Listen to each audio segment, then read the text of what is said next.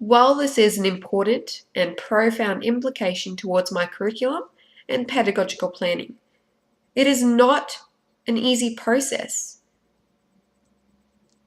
especially if I reflect on this past week.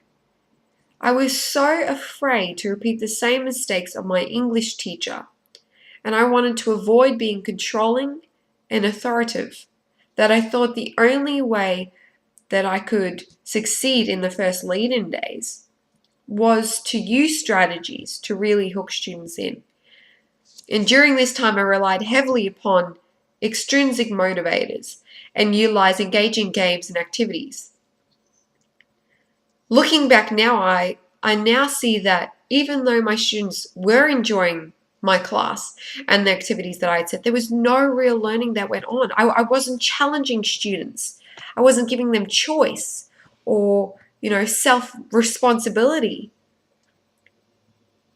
And I was not empowering them or investing in them and showing that I cared and was committed to their learning and to their success. I was not including them in the decision-making process of what activities to incorporate or what content we were going to cover or even the outcomes of the lesson.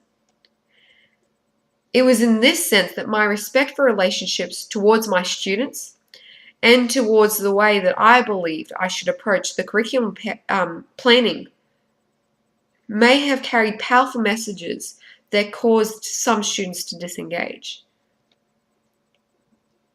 And I need to be mindful of this, that the messages that I carry towards my curriculum planning and towards the way in which I build respect for relationships may cause students to believe that the learning that I am promoting is not connected with their learning goals, with their interests, and has no real life value for them. I now understand that it is important for me to create teaching and learning environments that facilitate and promote student engagement with the learning, and this begins by building respect for relationships of a balance between control and respect, power with and power over towards our students, their families, and the wider community.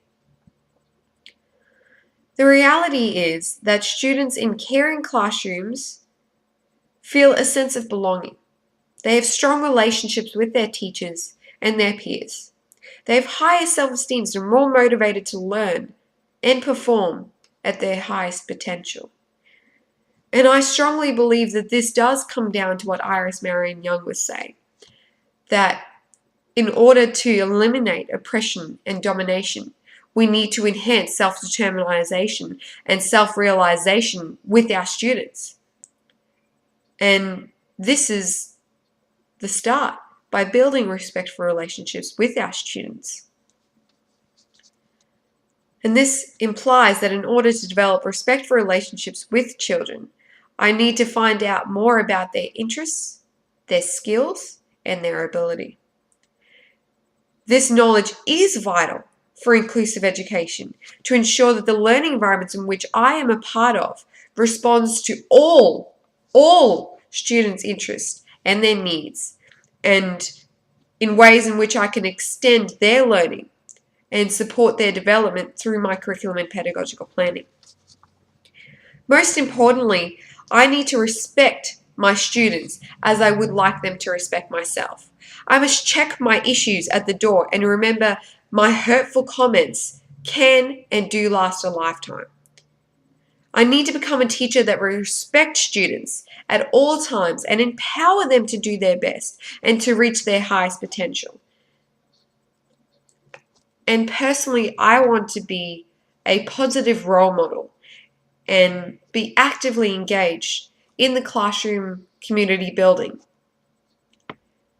And this will have a great impact on their academic achievement, on their emotional achievement, on their ability to be self-responsible and objective towards others and themselves. And it will eliminate the gaps for students that may be at risk. And the only way that I am able to do this, to check my beliefs, to check my emotions, and to check my preconceived perceptions about building respectful relationships, is through critically reflective practice.